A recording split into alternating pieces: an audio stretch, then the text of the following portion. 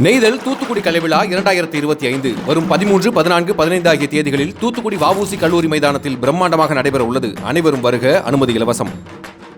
இந்த நாள் என்பது குழந்தை தொழிலாளர் முறை எதிர்ப்பு தினமாக தமிழ்நாடு முழுவதும் விழிப்புணர்வோடு கொண்டாடப்பட வேண்டும்.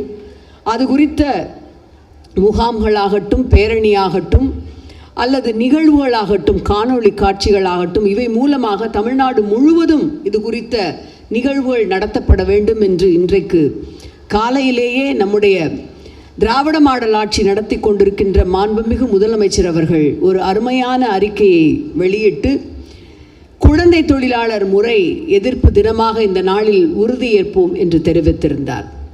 அவருடைய கட்டளையை ஏற்று இந்த துறையை மிக சிறப்பான முறையில் நிர்வகித்து வருகின்ற திராவிட இயக்கத்தில், குறிப்பாக திராவிட முன்னேற்றக் கழகத்தில் தன்னை இணைத்து கொண்டு தலைவரிட்ட கட்டளையை உடனடியாக நிறைவேற்றுகின்ற அந்த பொறுப்புணர்வோடு செயலாற்றி வருகின்ற அன்பிற்கும் மரியாதைக்கும் உரிய அமைச்சர் அவர்களுக்கு இந்த சிறப்பான நிகழ்ச்சிக்காக என்னுடைய மனமார்ந்த பாராட்டுக்கள். மிக முக்கியமாக ஒரு பேரணி ஒன்று இந்த தினத்தை ஒட்டி இங்கே தொடர்ச்சியாக கொண்டு வரப்பட்டு அந்த பேரணியிலும் அவர் கலந்து கொண்டு வந்திருக்கின்றார். பேரணியிலே கலந்து கொண்டவர்கள் அணிந்து வந்திருந்த தொப்பியோடு இங்கே நான் உங்கள் குழந்தைகளை பெரும்பாலான மாணவ மாணவிகளை அந்த தொப்பியோடு பார்க்கின்றேன். இந்த தொப்பியை பார்த்தவுடன் எனக்கு 2 விஷயங்கள் நினைவிற்கு வந்தன. பொதுவாக வெயிலின் தாக்கத்திலே இருந்து நம்மை காத்து கொள்வதற்கு நாம் தொப்பி அணிவதுண்டு. கல்வி, சுகாதாரம் இரண்டும் தான் தமிழ்நாட்டினுடைய 2 கண்கள். அந்த 2ஐ மேம்படுத்துவதுதான் திராவிட முன்னேற்றக் கழகத்தின் இந்த ஆட்சியினுடைய குறிக்கோள் என்று சொல்லி நல்லாட்சி நடத்தி கொண்டிருக்கின்ற திராவிட நாயகன் நம்முடைய மாண்புமிகு முதலமைச்சர் அவர்கள் எந்தெந்த சூழலிலெல்லாம் கல்வி தடுக்கப்படுகின்றதோ, ஒரு குழந்தைகளுக்கு 14 வயதிற்கு உட்பட்ட குழந்தைகளுக்கு அவர்களையெல்லாம் அந்த தகிக்கின்ற வெப்பமான சூழலிலே இருந்து நான் மீட்டெடுத்து அவர்களுக்கு ஒரு நல்ல கல்வி பெறுகின்ற வாய்ப்பை தருவேன் என்கின்ற குழுமையை, அதன் அடையாளமாக நீங்கள் அணிந்திருக்கின்ற இந்த குழுமைக்கான அந்த தொப்பியை நான் பார்க்கின்றேன். ஏனென்றால் வெயிலிலே நடந்து வரும் பொழுது குடை என்று கைகளிலே பிடித்து வருவதை விட மிக இலகுவான ஒன்றாக நீங்கள் அதை அணிந்திருக்கின்றீர்கள். அந்த வகையிலே தான் உங்கள் அனைவரையும், மிக குறிப்பாக ஆர்டிஏ என்று சொல்லப்படுகின்ற ஆர்டிஇ என்று சொல்லப்படுகின்ற ரைட் டு எஜுகேஷன், கல்வி என்பது அடிப்படை உரிமை என்பதை காக்கும் வண்ணம் உங்களுக்கான அத்தனை விஷயங்களையும் செய்து தருகின்ற நம்முடைய மாண்புமிகு முதலமைச்சர் இந்த குழுமையான நிழல் தருகின்ற, ஆலமரத்தை ஒத்த நிழல் தருகின்ற அந்த குழுமையான ஒரு விஷயத்திற்கு ஒரு மிக முக்கியமான உதாரணமாக இருக்கின்றார். அன்பு செல்வங்களே, தொப்பியை பார்த்தவுடன் எனக்கு ஒரு சிறிய கதையும் நினைவிற்கு வருகின்றது. நீங்கள் அத்தனை பேரும் அதை அறிவீர்கள். நாம் நம்முடைய பெற்றோர்களிடம் கேட்டு வளர்ந்த கதைதான் அது. ஒரு தொப்பி விற்கின்ற வியாபாரி தொப்பிகள் அனைத்தையும் எடுத்துக்கொண்டு ஊராக சுற்றி வியாபாரம் முடிந்த களைப்போடு ஒரு மரத்தின் அடியில் படுத்து தூங்குகின்றார். அந்த மரத்தின் மீது அமர்ந்திருந்த குரங்குகள் பல கீழே இறங்கி வந்து அந்த தொப்பிகள் அனைத்தையும் எடுத்து அணிந்து கொண்டு விடுகின்றன. இது உங்களுக்கு பெரும்பாலோருக்கு தெரிந்த கதை தான். வியாபாரி கண்முழித்து பார்த்தவுடன் பார்த்தால் தொப்பி ஒன்று கூட அவனுடைய அந்த கூடையிலே இல்லை. என்ன செய்வது என்று யோசித்து பார்த்து மேலே பார்த்தால் அத்தனை குரங்குகளும் ஆளுக்கு ஒவ்வொன்று தங்களுடைய தலையிலே தொப்பியை வைத்திருக்கின்றன. வியாபாரி மிக மிக சமயோசிதமாக தன்னுடைய தலையிலே இருந்த தொப்பியை கீழே விட்டறிகின்றான். உடனே அத்தனை குரங்குகளும் அந்த தொப்பியை கீழே விட்டறிகின்றன. இதுதான் கதை. அத்தனை பேரும் நாம் படித்திருப்போம். மிக மகிழ்வோடு அவற்றையெல்லாம் சேகரித்து கொண்டு வியாபாரி தன்னுடைய வியாபாரத்தை தொடர்கின்றார். இது நமக்கு காலமாக சொல்லப்பட்ட கதை. அதாவது மாடிஃபைட் வெர்ஷன். இப்பொழுது இந்த 22ஆம் நூற்றாண்டில் அந்த கதைக்கு ஒரு புதிய வடிவம் தரப்பட்டிருக்கின்றது. அந்த வியாபாரியினுடைய மகன் தான் படித்து பட்டம் பெற்ற பிறகு ஒரு சமயத்திலே தன்னுடைய தந்தையினுடைய இந்த தொழிலான தொப்பி விற்பதை நாம் வார இறுதியில் செய்து பார்க்கலாமே, சனி ஞாயிறு நமக்கு விடுமுறை தானே அலுவலகத்தில் என்று அந்த தொப்பிகளை எடுத்து அவரும் வார இறுதியிலே அதை விற்பனை செய்து வருகின்றார். அதே போல ஒரு மரத்தடியிலே இளைப்பாறும் பொழுது, வைத்துவிட்டு உறங்கும் பொழுது முழித்து பார்த்தால் தொப்பிகள் இல்லை. நிமிர்ந்து பார்த்தால் அத்தனை குரங்குகள் தலையிலும் தொப்பிகள் இருக்கின்றன. உடனே அவருக்கு தன்னுடைய தந்தை சொன்ன அந்த அனுபவ பாடம் நினைவிற்கு வருகின்றது. அவர் தொப்பியை கழற்றி கீழே எறிகின்றார். ஒரு எதிர்வினையும் அந்த குரங்குகளிடமிருந்து இல்லை. எந்த குரங்கும் அதை பார்த்து தொப்பியை கீழே போடவில்லை. இது ஏனென்றால் 22ஆம் நூற்றாண்டிற்கான கதை. மேலே இருந்து ஒரு குரங்கு சொன்னதாம், உங்களுக்கு மட்டும்தான் அப்பா இருக்காரா? உங்களுக்கு மட்டும்தான் அப்பா இருக்காரா இந்த பாடத்தை சொல்லி தர்றதுக்கு? எங்களுக்கும் இருக்காரு.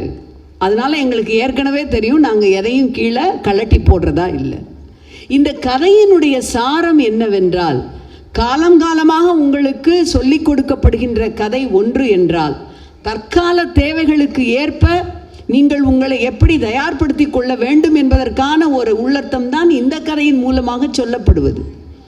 நம்முடைய மாண்புமிகு முதலமைச்சர் அவர்கள் கல்வி என்பது அடிப்படை உரிமை என்பதை நாக்கான அத்தனை சிறப்புமிக்க முதலமைச்சர் அவர்களும் நமக்கு ஒரு உரிமையாக தந்திருந்தாலும், மிக மிக சிறப்பாக இந்த காலகட்டத்திற்கு மிக குறிப்பாக ஒரு பள்ளியிலே சென்று பார்க்கும் பொழுது 2 மாணவர்கள் சோர்வாக இருப்பதை பார்க்கின்றார். ஏனப்பா ரொம்ப டயர்டாக இருக்கிறீங்கன்னு கேட்குறாரு. காலையில் சாப்பிடல அப்படிங்கிறாங்க.